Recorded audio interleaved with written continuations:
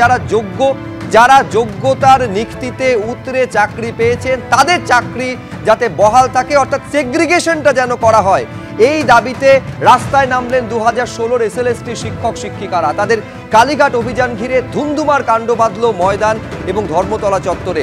যারা সেখানে উপস্থিত ছিলেন তাদেরই একজন প্রতিনিধি এই মুহূর্তে আমার সঙ্গে রয়েছেন, ফাল্গুনী দানা। আমি শুরুতে তার সঙ্গে কথা বলবো। এইটা আমি আপনার কাছ থেকে জানতে চাইছি ফাল্গুনী, এক তো হচ্ছে আপনারা এই দাবিটা কেন করছেন যে মুখ্যমন্ত্রীর হস্তক্ষেপ চাইছেন, এক, এবং দ্বিতীয়ত হচ্ছে 10 তারিখে রাজ্য সরকার এবং সুপ্রিম কোর্ট তাদের বক্তব্য রাখার কথা। কতটা আশা আপনারা দেখছেন যে সেদিন রাজ্য সরকার বা এসএসসি এই সেগ্রিগেশন যে দাবি প্রথম থেকে করে আসছেন সেই ডিটেইল তালিকা তারা সুপ্রিম কোর্টে পেশ করবে?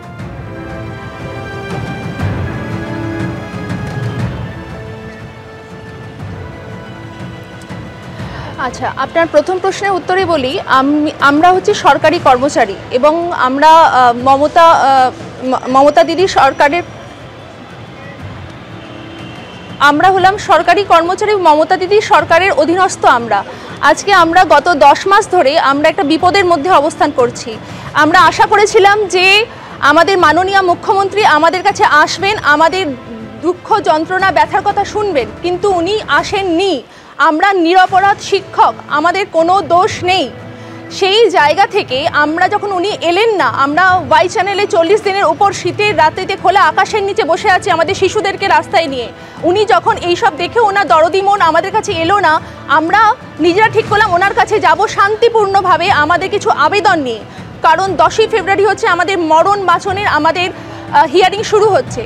সেই হিয়ারিংয়ে যাবার আগে আমাদের কিছু আবেদন আছে। আমরা আমাদের তরফ থেকে কিছু খামতি দেখতে পাচ্ছি, সেই খামতিগুলো ওনার কাছে তুলে ধরতে যাচ্ছিলাম, যাতে উনি নির্দেশ দেন বাকি রাজ্য সরকার, স্টেট এবং বোর্ড এবং এসএসসি যেন সেই খামতিগুলো পূরণ করে যথাযথভাবে আমাদের জন্য ঝাঁপায়। কিন্তু আজকে ঘটনাটা যেটা আজকে ঘটলো, এই অমানবিক সরকারের মুখ আজকে উন্মুক্ত হয়ে গেছে সকলের সামনে।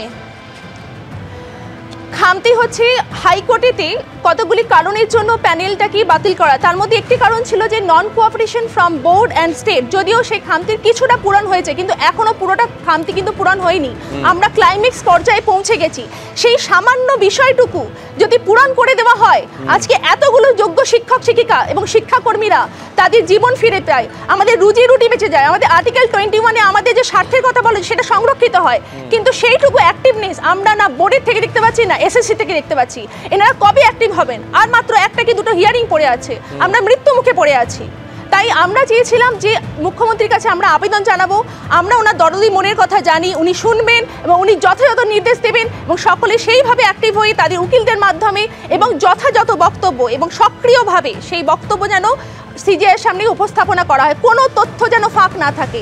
এমন কোনো বিষয় নয় যে আমাদের বাঁচানো যাবে না, এটা আমরা বিশ্বাস করি না। গত 10 মাসে আমরা যথেষ্ট পরিমাণে পড়াশোনা করেছি, ইলিগাল বিষয় নিয়ে আমাদের উকিলরাও স্টাডি করেছে। কিন্তু একটাই বিষয়, সেই তথ্যগুলোকে সম্পূর্ণ আর্গুমেন্ট যাকে বলে, স্টেটমেন্ট নয়, যে রিডিং পড়তে যাচ্ছেন না, রাজ্যের উকিল যেন রিডিং না পড়ে, উনি নিজের ভাষায় যেন আমাদেরকে বাঁচানোর জন্য আর্গুমেন্ট দেন। সেই আর্গুমেন্টে এমন এমন কথা যেন বলেন যাতে যতগুলি যে কি কারণে হাইকোর্টে আমাদের প্যানেল খারিজ হলো সেগুলি যেন খারিজ করা হয়। সিজিআই যেন বুঝতে পারেন যে না, প্যানেল বাঁচানো সম্ভব, সেগ্রিগেশন করা সম্ভব। সিজিআই এখন মধ্যে একটা কথাই জানতে চাই, সেগ্রিগেশন পসিবল না নট। উনি সেগ্রিগেশন করতে চাইছেন, কিন্তু এসএসসি এবং বোর্ডের তরফ থেকে যদি সম্পূর্ণ তথ্য সবার সামনে না আসে তাহলে কিন্তু সেগ্রিগেশন করা মুশকিল হবে। এই তথ্য আমাদের দরকার। আমি মানছি যে এসএসসি বোর্ড হয়তো কিছু তথ্য দিয়েছে, সুপ্রিম কোর্টে রেকটিফাই করে তথ্য দিয়েছে, কিন্তু সম্পূর্ণ এখনো আসেনি। সম্পূর্ণ তথ্য আমাদের দরকার।